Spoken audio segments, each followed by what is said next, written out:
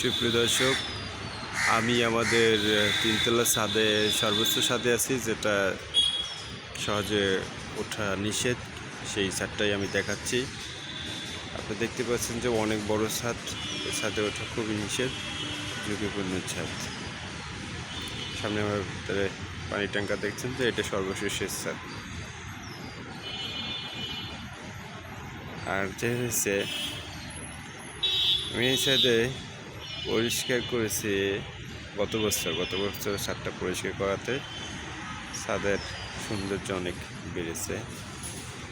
আমি পুরো ছাদটারে আমি দেখাচ্ছি। যে সামনে দেখছেন, ওর একটা পৈতৃক অফিস। আর এই যে গাছগুলো যে সামনে দেখছেন, আসলে এটা পুরনো ছাদ থাকায় বট গাছের দেখা মেলে।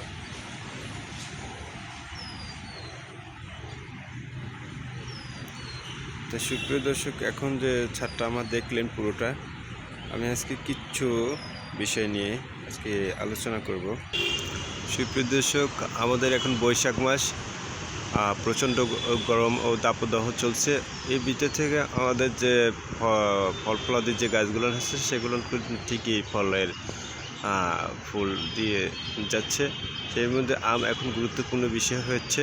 তা আমি যে গাছটা দেখাচ্ছি, এটা একটা আম গাছ। অতএব এই আম গাছটাও দেখতে আকার অনেক বড়, এবং এই গাছের দেখেন ডালপালা কতটা বড়। আর এই যে মূল শাখাগুলো এই যে অবস্থান করছে, আপনি দেখতে পাচ্ছেন যে মূল শাখাগুলো, এই মূল শাখাগুলো গাছের আকারটা কত বড়।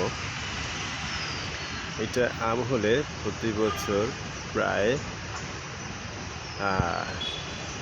200-100 মনের মতন আম হয়। তো এই গাছটার আকারে আমগুলো এত সুস্বাদু যে আপনি খেতে ইচ্ছে করবে কাঁচা অবস্থা থেকে।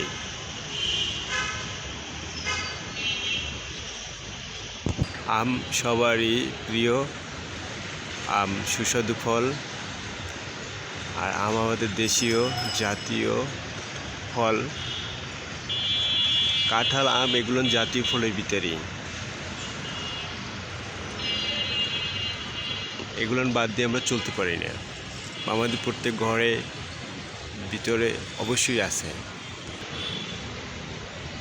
দেখুন যে কাকগুলো কত সুন্দরভাবে আমাকে দেখতে আসছে না, ক্যামেরা করতে, তারা ক্যামেরার সামনে বন্দি হতে আসছে, সেটা আসলে ওরাই জানে। কিন্তু আমাকে দেখা মাত্র শব্দ করে অনেক। আর আমার কথা শোনার পর ওরা নিস্তব্ধ হয়ে গেছে যে আসলে কি করতে চাচ্ছে বা কী করতে যাচ্ছে আমি জানি না। আমি ওদেরকে বলবো কি, ওরা চুপ করে এখন আছে, মাঝে মাঝে শব্দ করে আমি নড়াচড়া করলে তখন। এই যে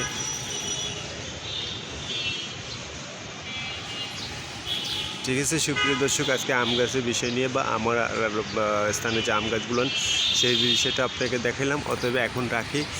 আর আমার সাথে থাকার জন্য আপনাকে ধন্যবাদ। অবশ্যই ভালো লাগলে লাইক ও শেয়ার করার জন্য অনুরোধ থাকবে। খোদা হাফেজ।